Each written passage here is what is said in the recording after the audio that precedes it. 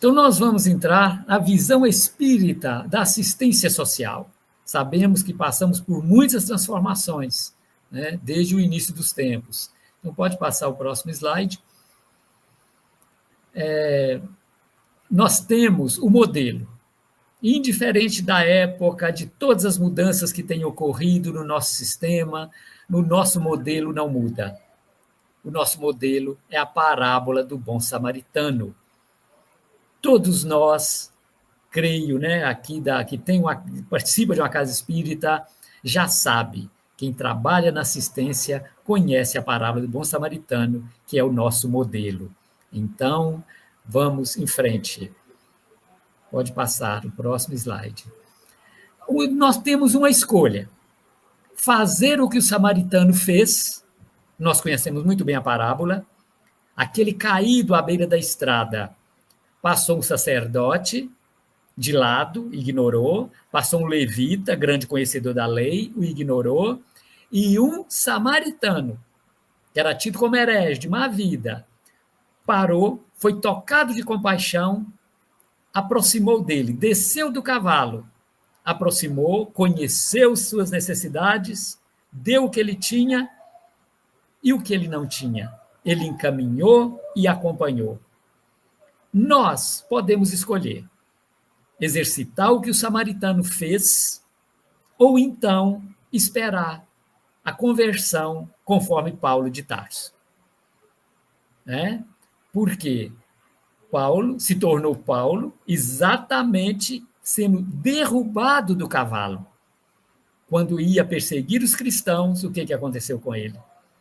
Ele foi derrubado do cavalo. Naquele encontro com o Cristo, ele foi derrubado e ficou cego. Nós temos essa opção. Exercitarmos a descer, a aproximar das pessoas, ou então permanecermos na nossa arrogância, achando que conhecemos tudo, seremos derrubados do cavalo. Ou nós vamos, ou nós vamos. As ovelhas que meu pai me confiou, nenhuma se perderá, nos garantiu Jesus. Então, meus irmãos, nós podemos escolher.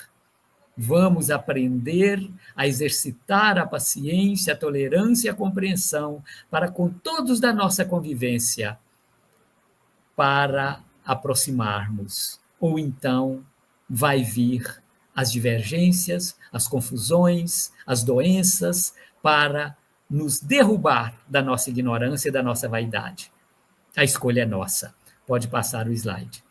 Ficou bem claro, né? Ou o samaritano, ou desce do cavalo, ou Paulo de Tarso, que foi derrubado.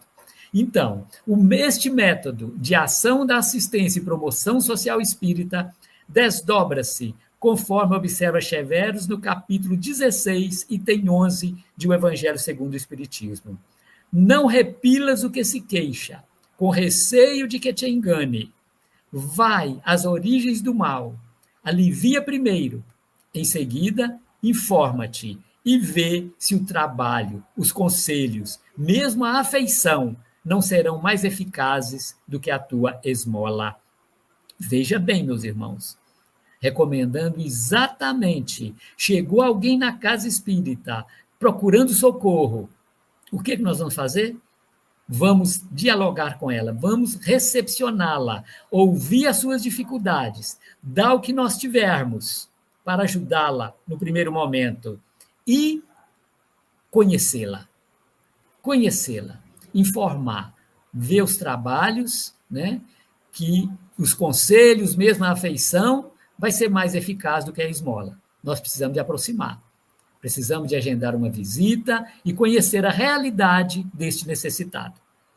Encaminhar e acompanhá-lo. Exatamente o que o samaritano fez. Para conhecer, precisamos aproximar. Então, para ajudar alguém, precisamos aproximar. Pode mudar o slide. A fundamentação doutrinária para dinamizar as ações da ápice baseia-se primariamente nos princípios da doutrina espírita, que orientam a prática da caridade, assistência e promoção humana de forma integral. Dinamização dessas ações requer a aplicação de conceito como a integralidade do ser, a educação pelo exemplo e a gestão eficiente e transparente dos recursos e atividades. Então, nós podemos ver que a fundamentação doutrinária é a nossa base. É a base primeira, os princípios doutrinários para orientar como fazer a caridade. E nós sabemos muito bem disso, o que é a caridade na visão espírita. Pode passar o próximo slide.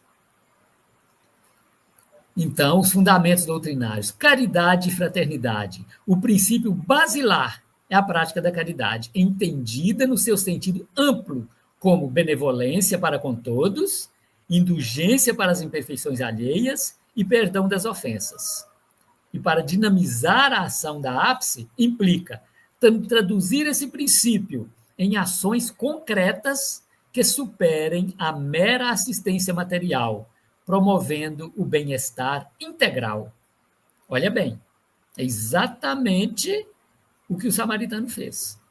Tá? Para exercitarmos a benevolência, a indulgência e o perdão. É aproximar e conhecer esta pessoa. Então, nós vamos exercitar a benevolência, a indulgência e o perdão, com todos da nossa convivência, porque a caridade e fraternidade não é só com pessoas necessitadas de coisas materiais, não. Nós sabemos disso. Por essa explicação da caridade, benevolência, indulgência e perdão, a caridade, nós temos um laboratório, que é o nosso maior compromisso nesta vida, que se chama família. Na família, é o nosso laboratório para exercitar a caridade. É ali que vamos aprender a mostrar a outra face, pararmos de seguir Moisés e seguir Jesus, né? Gritou, você fala baixo, está gritando, você fala baixo, falou mal de você, você fala bem daquela pessoa, né? E aí nós vamos exercitando a legítima caridade. Mas a área da assistência espírita, em termos de famílias carentes, de pessoas necessitadas de bens materiais, não fica só no bem material. Nós vamos, através desse exercício, desenvolvendo em nós, regando a sementinha divina que todos trazemos. Através da prática material, que começou como esmola, nós começamos aí a desenvolver a nossa capacidade de amar. E com isso nós vamos regando essa sementinha divina que vai florescendo pouco a pouco em nossa intimidade. E aquilo que era tão difícil para nós fazermos se torna fácil. E nem percebemos mais que tem alguém nos agredindo, tem alguém gritando conosco, tem alguém falando mal de nós. É gradativo, mas vai acontecendo naturalmente no exercício da benevolência, da indulgência e do perdão das ofensas. Começamos com a cesta básica e vamos chegar no ápice da caridade. Pode passar o slide, por favor.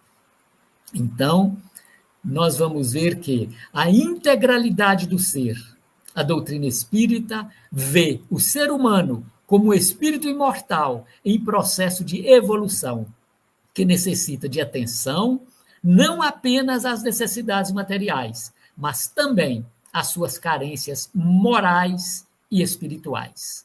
A dinamização das ações da ápice deve, portanto, integrar a assistência material com o amparo espiritual e o esclarecimento doutrinário, sem imposição. As pessoas, as famílias assistidas pela Casa Espírita, elas não precisam mudar de religião. É o respeito à religião delas. Inclusive, após a pandemia, que muitas famílias afastaram da casa, começaram a receber muitos benefícios, e até hoje, a maioria das casas espíritas, aqui em Minas Gerais, diminuíram o seu público. Impressionante. Mas diminuíram, sabe? Muitos já têm os benefícios. Porém, esses que chegam, o como está sendo desenvolvido agora, né? Quando diminuiu, o que aconteceu? Fazendo rodas de conversa, ouvindo as pessoas, faz uma rápida apresentação de um tema doutrinário e passa a ouvir todos eles, cada um no seu entendimento. E é impressionante, gente, como que é a participação em várias casas espíritas que temos visitado, em várias regiões, a gente vê quando chega a hora das mudanças. É fantástico. Nós não estamos abandonados. Temos um Pai soberanamente justo e bom que cuida de nós. Então, quando aprendemos a aproximar, a ouvir as pessoas, tudo vai mudando. Uma visita ao domicílio destas mães, que muitas moram em lugares de risco, que as pessoas têm medo de ir visitar, sabe? Mas aí nós vamos de 2, de 3, com muita serenidade, fazemos as nossas preces e vamos visitar essas famílias. É fantástico. E ao chegar nessa visita, nós vamos ver muitas vezes que não é de cesta básica que eles precisam. Estão com o teto da casa caindo, está com um pai acamado, uma mãe doente lá no leito. Apesar de que, no pós-pandemia, todos ficaram conhecendo as redes públicas. Mas tem muitos que não. A gente acha que são todos, mas ainda tem muitos que não conhecem a rede pública, ainda não conhecem seus direitos e nem o que a sociedade oferece para eles. Eles acham que é só cesta básica. Acostumaram tanto só a receber cesta básica que acomodaram nisso aí. E muitas vezes chegamos em uma casa onde, ao entrarmos, nos deparamos com 8 cesta básica na sala. 8 que eles tinham recebido naquele dia. Da instituição X, Y, Z, da igreja X, da igreja Y, e nós chegamos com mais uma, sabe? E a necessidade deles não era de cesta básica, sabe? É impressionante, gente, a importância do aproximar, a importância de descer do cavalo, descer do nosso comodismo, da nossa vaidade, da nossa ignorância e aproximar dos nossos assistidos. Isto é fundamental. Se não temos condição de visitá-los, sentar com eles particularmente e ouvi-los, dar a oportunidade de desabafar conosco. Isso é muito importante, mas o essencial é visitar. É fundamental. E sempre com esclarecimento doutrinário, sem imposição religiosa.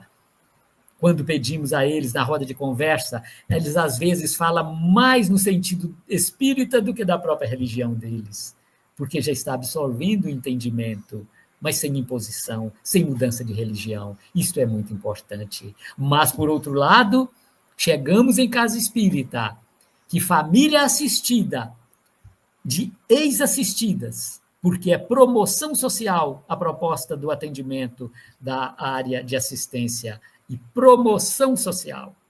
Tem pessoas que ficam 30, 20 anos assistindo a mesma família e acham que é isso.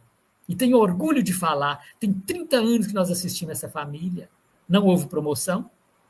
Por outro lado, chegamos em uma casa espírita onde a presidente da casa é uma ex-assistida. Começou com cesta básica na casa espírita. Hoje é a presidente da casa. E a sua filha, uma evangelizadora. Veja bem, meus irmãos. Promoção. Adquiriu todos os recursos que a casa espírita ofereceu. E se tornou uma profissional. E teve a sua liberdade. E continuou participando da casa espírita até chegar na diretoria. Isto é promoção. Isto é a pessoa ter a sua vida equilibrada. É muito importante. Né? Pode mudar aí, por favor. Nós vamos ver, então, né, o voluntariado e desinteresse. As atividades da APSE baseia-se no trabalho voluntário e desinteressado, o que reforça o compromisso ético e moral dos colaboradores. A dinamização envolve a valorização e a formação constante desses trabalhadores. É fundamental.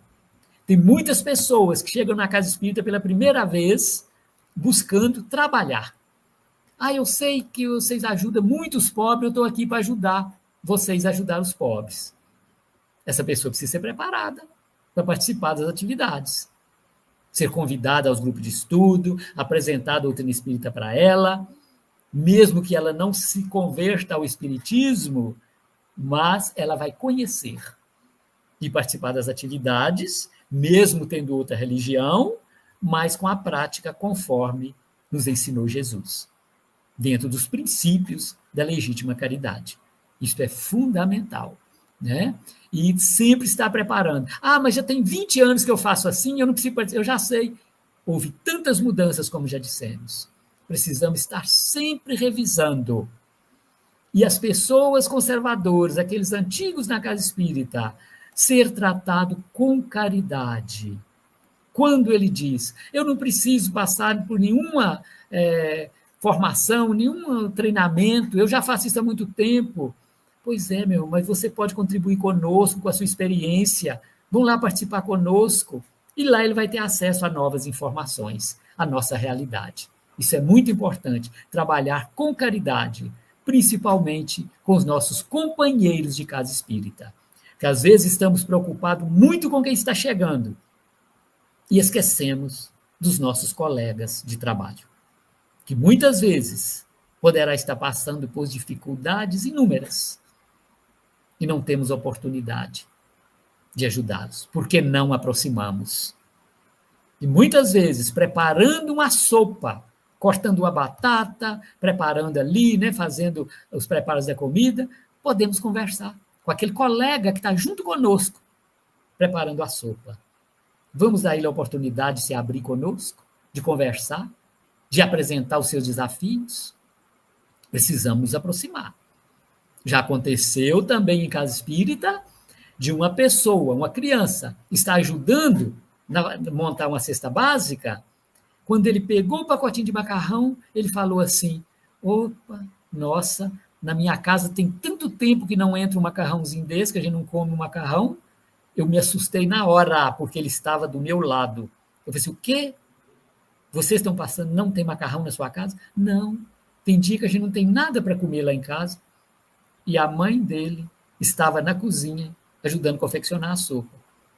Eu chamei a coordenadora do trabalho e falei para ela, conversa com essa senhora aí, porque ela está passando dificuldade. E a dona foi conversar, a coordenadora foi conversar com ela. Na hora que ela fez a primeira pergunta, como que ela estava com a família, ela não falou um A, simplesmente chorou. Chorou, chorou. Depois se abriu. Veja bem, fazendo sopa para distribuir, preparando cesta básica para distribuir e passando fome em casa. Um colega de trabalho na casa espírita. Olha a importância de aproximarmos uns dos outros. É fundamental. Pode passar o próximo slide. Então, meus irmãos, diretrizes para a dinamização das ações. Para dinamizar a atuação da ápice, a doutrina sugere a adoção de diretrizes práticas, planejamento e metodologia. Estabelecer um plano de ação com definição de público-alvo, objetivos e metodologia para o atendimento, garantindo a eficiência e a eficácia das intervenções. Veja bem, planejamento e metodologia. Precisamos conhecer realmente a necessidade das pessoas assistidas para fazermos um planejamento. A metodologia para esta assistência é fundamental. E não são coisas complicadas, são coisas simples.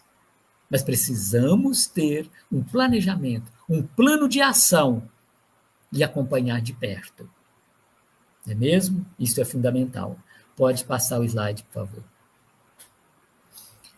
Acompanhamento e avaliação. Manter um cadastro e acompanhamento atualizado das famílias e indivíduos atendidos, permitindo a avaliação contínua dos resultados e a readequação das ações conforme necessário.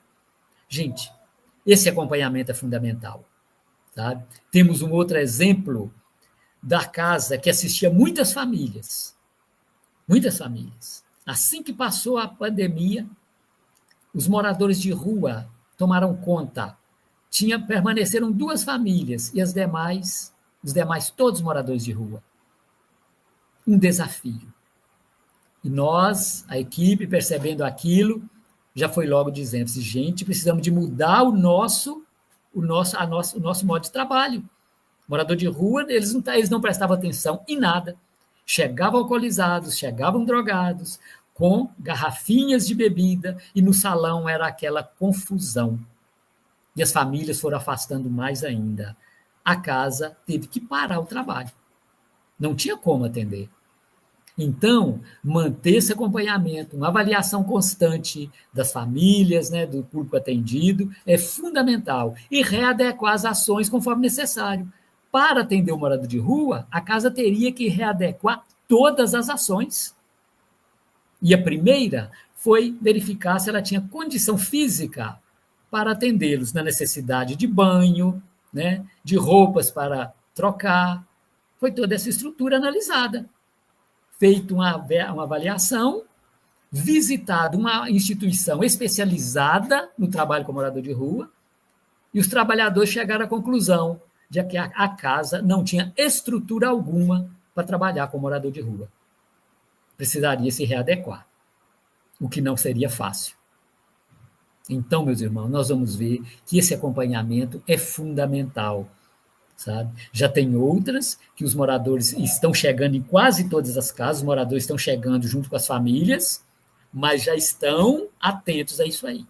Eles chegaram, já são atendidos separados das famílias, porque é um atendimento bem específico. Sabe? Bem específico. Eu creio que muitos aí já trabalham com morador de rua e sabem desta diferença. Então, é extremamente necessário este acompanhamento e uma avaliação constante. Pode passar o próximo. A formação continuada, dando a sequência, promover a formação constante dos trabalhadores da área, não apenas em aspectos doutrinários, mas também em técnicas e ferramentas de assistência social, garantindo um atendimento qualificado e humanizado.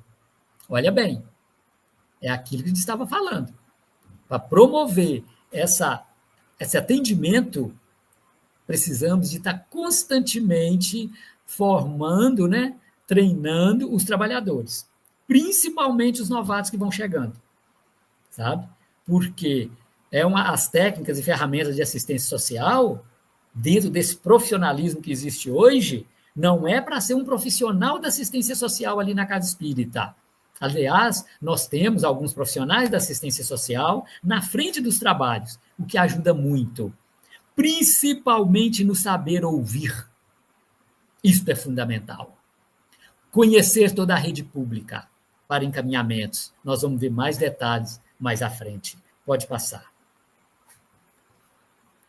Parceria e coordenação. Atuar em rede com outras instituições e, quando aplicável, com as políticas públicas de assistência social, mantendo independência, como o SUAS, o Sistema Único da Assistência Social, para potencializar o alcance e a resolutividade do cuidado. Gente, essa parceria é fundamental. E a parceria, muitas vezes, a gente se preocupa em tê-la com as outras instituições espíritas que estão na mesma região nossa. Ou com outros, igual São Vicente de Paulo, por exemplo. Tem várias cidades que têm grandes parcerias com a equipe de São Vicente de Paulo na assistência social. Com o CRAS, que é o Centro de Referência de Assistência Social, que é do SUAS, do Sistema Único da Assistência Social, é um órgão governamental. As casas fazerem parceria com o CRAS é um trabalho fantástico, sabe? Nós temos exemplos que o CRAS encaminha para a casa espírita nos atendimentos que ele não consegue, e a casa espírita encaminha para o CRAS os atendimentos que ele não dá conta. É impressionante, gente. Um encaminha para o outro, é uma parceria. E na casa espírita, ele é recebido em uma instituição espírita, onde ele terá acesso também ao conhecimento religioso, mas não deixa de ter acesso às suas necessidades materiais. Então, essa parceria é fundamental. A coordenação desse conhecimento. A primeira coisa, porque antes era um individualismo impressionante. Nenhuma casa espírita sabia o que a outra fazia. Mas a necessidade, né, hoje é esta, é de aproximarmos, conhecer, porque muitas vezes, como eu disse, que na família visitada tinha 8 cestas básicas, uma instituição não sabia, não conhecia que aquela família era assistida por outras instituições. E quando você tem essa parceria, você sabe, você divide os atendimentos. Então, fica muito mais fácil e prático para promover estas famílias. Isso é muito importante. Pode passar o próximo slide. Então, aí, nós vamos ver que a assistência da esmola à cidadania, assistência na antiguidade e até início do século XIX, era apenas esmola, doação. E foi com São Vicente de Paulo e depois com Frederico Ozanam que começou a ser direcionada às necessidades reais do indivíduo. No Brasil, foi necessário um longo tempo para que a assistência fosse elevada à condição de direito social e, portanto, dever do Estado e direito do cidadão, conforme estabelece o artigo 203 da Constituição. Podemos ver, então, que durante muito tempo a assistência era total para as famílias. Era realmente material, que eles não tinham onde recorrer. Porém, quando a gente fala que tudo vai mudando, né, nós vamos ver, então, que o governo assumiu um grande papel ao longo desse tempo. E tudo mudou. Então, precisamos de conhecer. Levar à pessoa o conhecimento dos seus direitos. Porque nós temos vários municípios aqui em Minas Gerais que o CRAS, o Centro de Referência de Assistência Social, não executa nenhum dos seus deveres com relação à assistência social. E é direito do cidadão. Ninguém cobra. E quando estamos levando esse conhecimento às instituições, à própria instituição espírita, como tem muitos profissionais dentro das nossas instituições da área social, eles próprios levaram essa exigência aos CRAS. Cobraram do CRAS, cobraram do município, e temos vários que já implantaram o que é de direito do cidadão. Então, nós precisamos também de exercer o direito de cidadão, levar às famílias, levar ao assistido o conhecimento de seus direitos, e eles aprenderem a exigi-los, se é um direito. Então, veja bem a necessidade do conhecimento. Pode passar, outro slide. A Constituição Cidadã, de 1988, o fim da esmola e o início do direito. No artigo 6º, são direitos sociais: a educação, a saúde, a alimentação, o trabalho, a moradia, o transporte, o lazer, a segurança, a previdência social, a proteção à maternidade e à infância, a assistência aos desamparados e direito a uma renda básica familiar na forma desta Constituição. Veja bem, Constituição no número 90 de 2015. Foi atualizada recentemente, né, incluindo este acompanhamento, aí assistência e acompanhamento. Então, ela está sempre sendo atualizada. Nós precisamos de ter esses conhecimentos para orientar as famílias e visitar os CRAS, conhecer o que o CRAS oferece para estarmos passando essas informações. Pode passar o slide. Então, veja bem, as leis que regem a assistência social no Brasil e que precisam ser aplicadas na ápice, conforme trabalho realizado. Não vamos entrar em detalhes de nenhuma lei, sabe? Mas o trabalho da assistência precisa conhecê-las para saber direcionar as famílias em seus direitos, né? A Lei Orgânica da Assistência Social, a tipificação nacional do serviço socioassistencial, 2 resoluções aí, né? A NOB-RH, tá? O marco regulatório, a resolução da diretoria colegiada e a lei do voluntariado. Essa lei do voluntariado, gente, tivemos um desafio e uma necessidade grande de conhecê-la. Sabe por quê? Porque uma casa espírita em Belo Horizonte enfrentou um processo judicial por causa de uma senhora que ia à casa espírita todos os dias para atendimento fraterno, para a prática, né, para atendimento às famílias, para a prática da assistência social. Estudos e tudo mais. Essa senhora desencarnou e a família entrou com o processo, porque a mãe trabalhava para a casa espírita, sem carteira assinada, sem nenhum vínculo empregatício. E a casa espírita foi à justiça. Sabe? Então, nós não ficamos sabendo do resultado, até hoje, não fiquei sabendo do resultado, mas foi para a justiça. Sabe?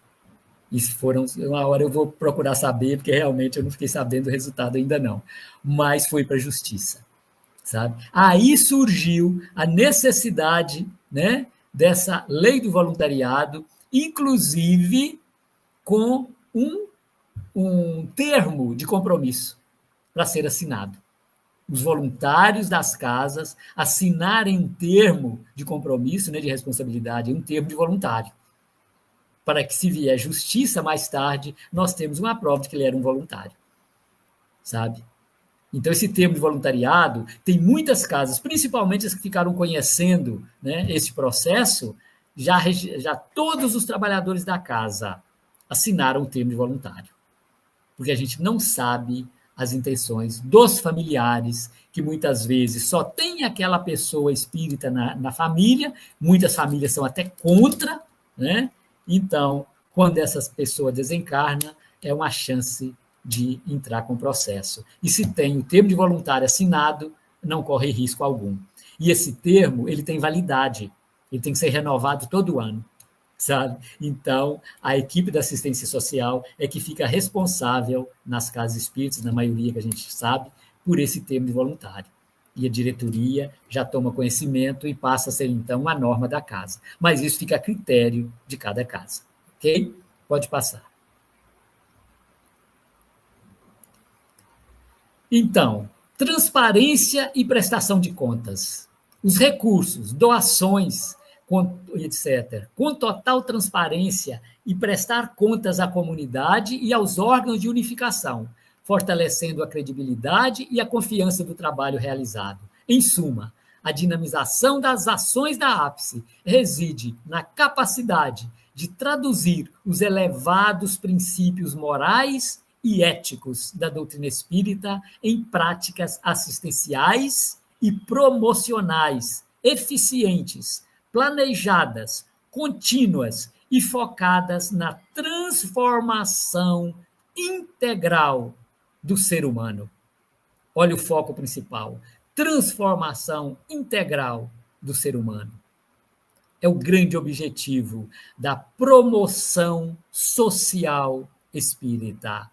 É transformar as pessoas. Não em espírita. Não tem que ser em espírita. É a sua transformação integral. Muitos assumem e preferem ficar na doutrina espírita, outros não. Retornam para a sua religião e é fiel ao seu entendimento. Cada um conforme o seu entendimento, nos garantiu Jesus. E temos histórias de família, de uma senhora, por exemplo, que o filho tinha problema lá na sua igreja. Ela ficou sabendo, né, que a casa espírita fazia tratamento. E na igreja eles não deram conta. O filho tinha um problema muito sério, era uma criança. Então ela procurou a casa espírita para solucionar o problema espiritual do filho. E foi resolvido. Ela sentiu um compromisso tão grande que harmonizou o filho e ela ficou na casa espírita, participando dos grupos de estudo, mas com a liberdade de fala, com a liberdade de expressão. Um dia ela fala, né? Ela foi questionada, mas e a sua religião? Você não tem vontade de voltar para a sua religião? Aqui você dá conta, você está compreendendo, porque ela demonstrava uma certa dificuldade. Ela se abriu. Disse, gente, eu não dou conta de entender. Eu acho tão bacana a forma que vocês compreendem a vida, eu não dou conta. Eu acho muito lógico, muito racional, mas eu não consigo absorver. Ah, mas e na sua igreja? Como que... Ai, lá na minha igreja, Fanda, eu gosto demais da minha igreja. Você, olha, você tem total liberdade, retorna para a sua igreja. Venha nos visitar o dia que você quiser, o dia que der vontade. Quiser trazer o seu filho para a evangelização, você traz. Mas fique à vontade, retorne para a sua igreja. E ela retornou para a sua igreja. De vez em quando aparece, né, na casa espírita, e na sua igreja, quando alguém levanta a voz para falar do espiritismo, isso é ela que nos fala, né? Ela é a primeira que levanta o dedo, sabe? Epa, você conhece o que você está falando? Você está doido? Eu não conheço nada disso. Então não fala, porque eu conheço. Não é isso que você está falando, sabe? Ela conta para a gente e ri, sabe, assim, da participação dela. Sabe? Então, gente, veja bem, o aproximar do outro, o conhecer, né? Encaminhá-lo, acompanhá-lo e realmente transformar a sua vida, mas conforme o seu entendimento. Amar a Deus de toda a nossa alma, de todo o nosso entendimento e ao próximo como a si mesmo. Olha só, conforme o seu. Por isso temos tantas religiões, tantas opções religiosas, para ninguém ficar sem religião, cada um no seu entendimento. E será cobrada ao retorno ao plano espiritual a vivência conforme o seu entendimento.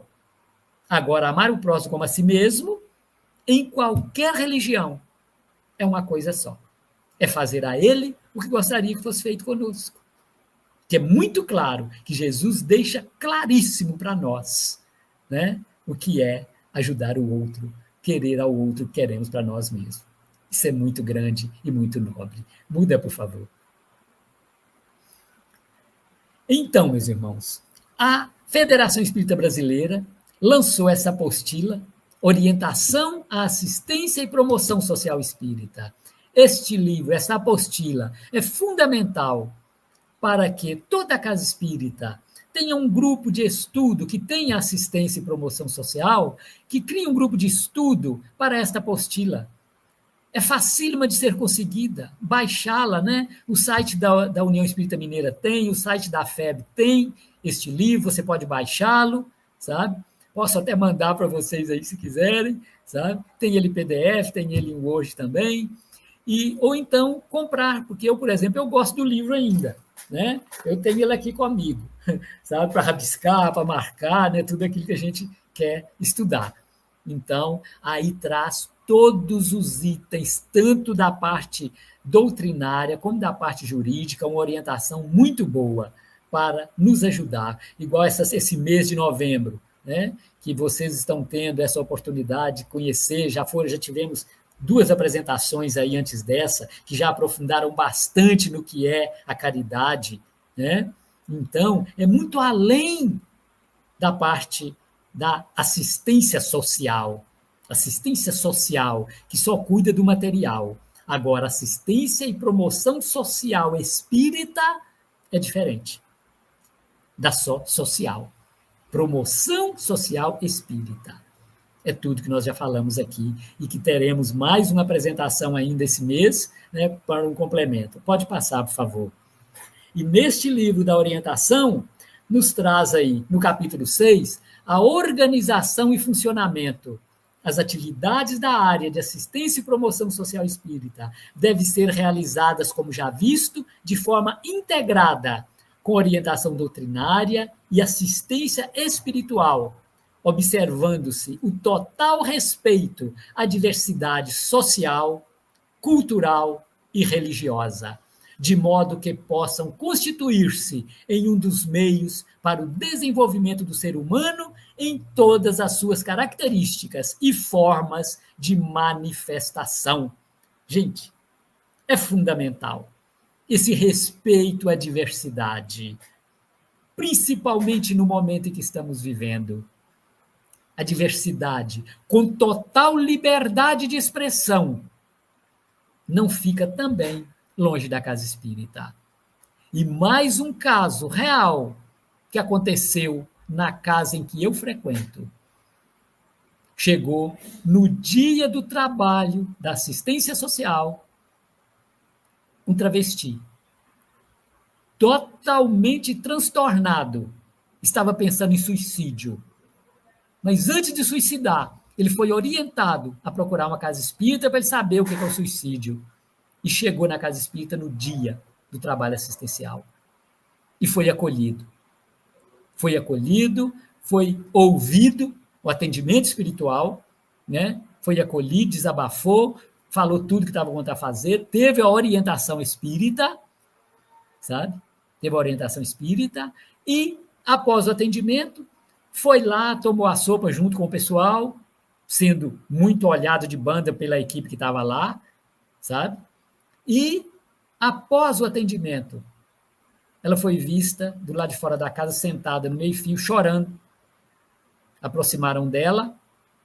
Por que você está chorando? Alguém te tratou mal? Alguém te desrespeitou? Ela disse, não. Eu estou repensando a minha vida e eu participo de um movimento que exige aceitação, que exige respeito, o meu movimento de aceitação ao homossexual, e eu mesmo não me aceito. Eu mesmo não me conhecia.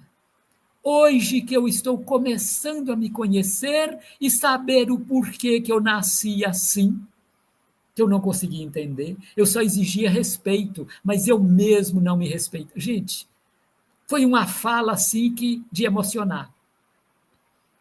Ela falando que estava ali naquele momento, começando a se conhecer e entender o porquê da vida, o porquê que ela tinha nascido assim. E aí nós vamos refletir essa necessidade de respeito às diversidades que nos rodeia, principalmente na nossa família. Aquele mais difícil, existe uma razão dele estar conosco, porque o que trazemos ao nascer é fruto do que plantamos em outras vidas. Mas muitas coisas que nos levam a sofrimento nesta vida foi cultivado nesta vida. Mas o que trazemos ao nascer é o plantio da vida anterior. Então, vamos aceitar as diversidades, vamos aproximar, porque nós temos embasamento para isso, temos conhecimento para isso e seremos cobrados conforme o nosso conhecimento e entendimento. Não basta conhecer, precisamos entender.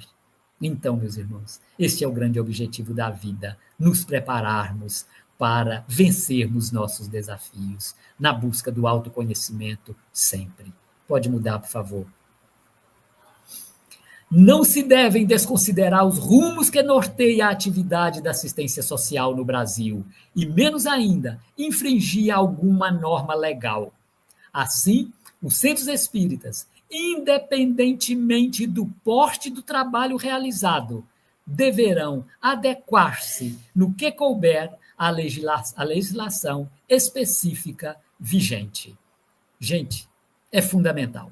Por mais simples que seja, adequar a vigilância sanitária, por exemplo, tem uma exigência grande para a própria confecção de sopa, para termos uma cozinha para a confecção da sopa, exige normas legais da vigilância sanitária, a qual precisamos respeitar. E quem tem instituições, igual, por exemplo, onde eu participo, tem uma residência inclusiva.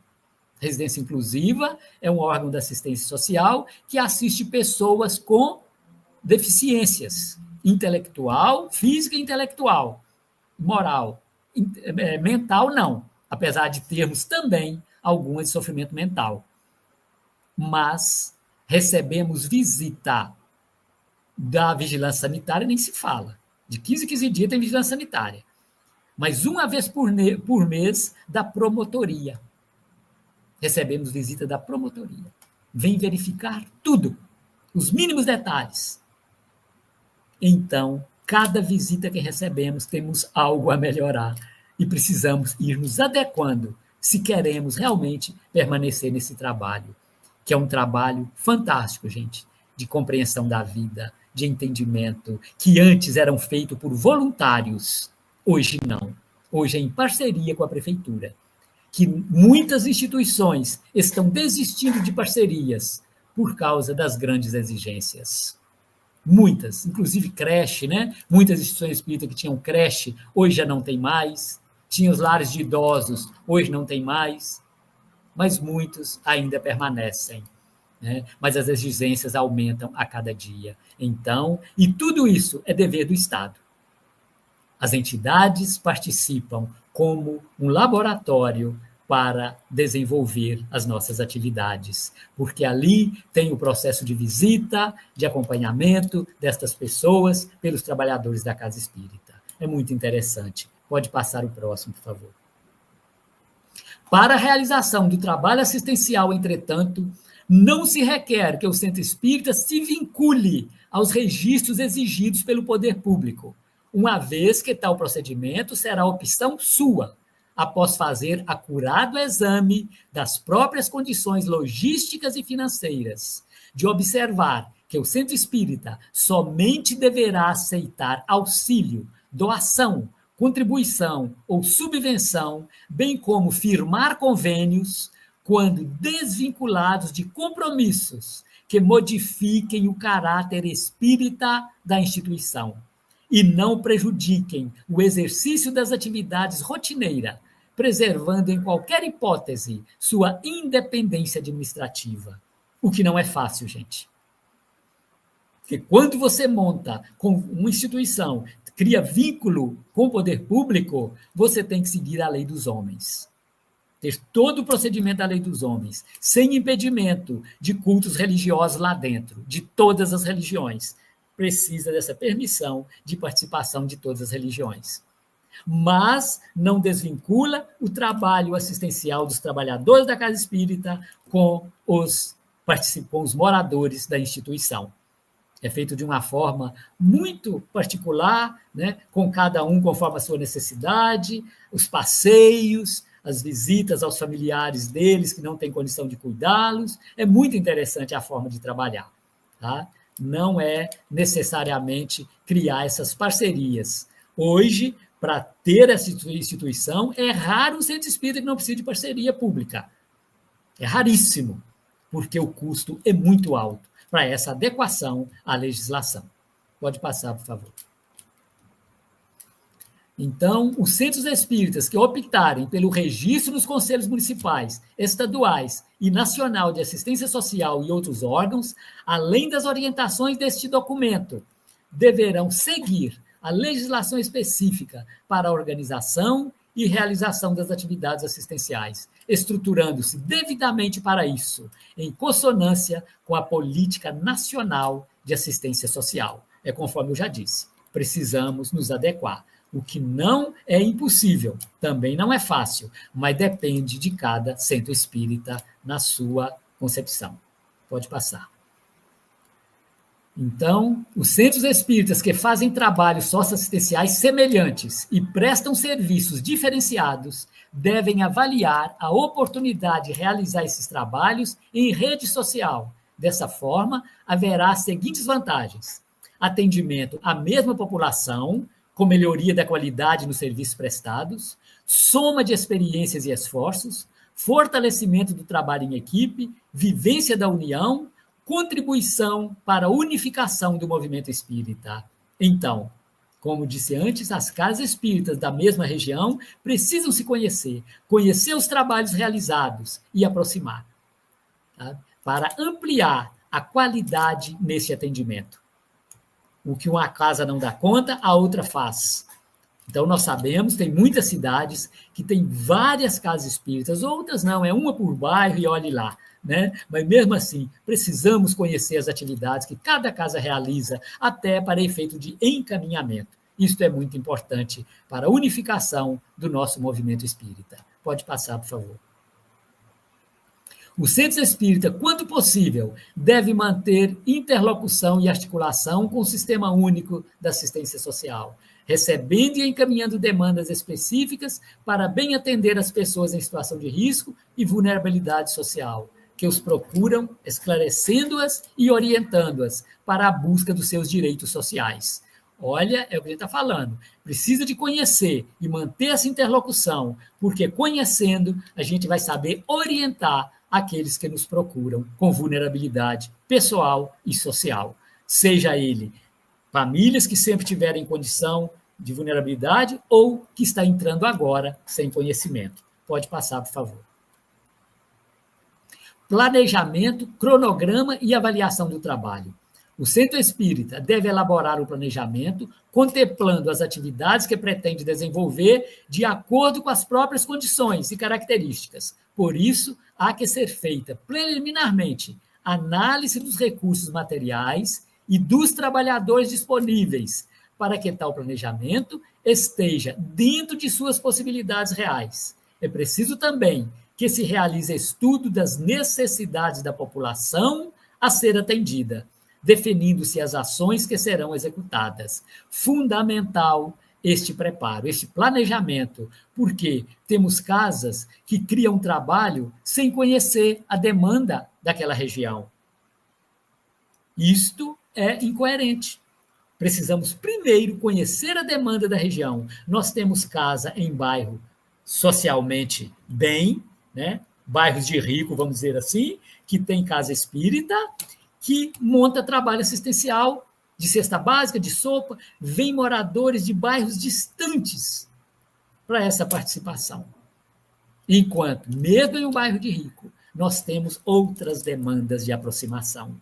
É onde pode-se fazer uma campanha periodicamente para ajudar as outras casas que têm demanda da parte material.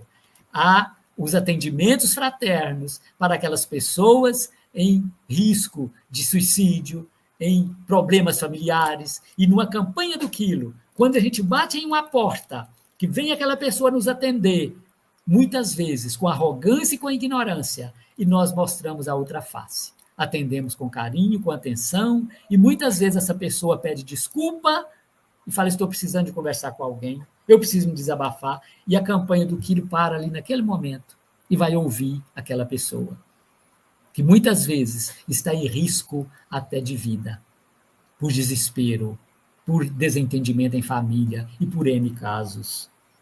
Ela é convidada, então, a um atendimento fraterno, a uma conversa, e aí a expressão de uma grande caridade. Então, meus irmãos, este conhecimento é fundamental. Pode passar, por favor. Então, chegando ao final, nós vamos, então, entender que o centro espírita, ele tem a função de acolher, consolar, esclarecer e orientar. Por isso, precisamos estar em sintonia com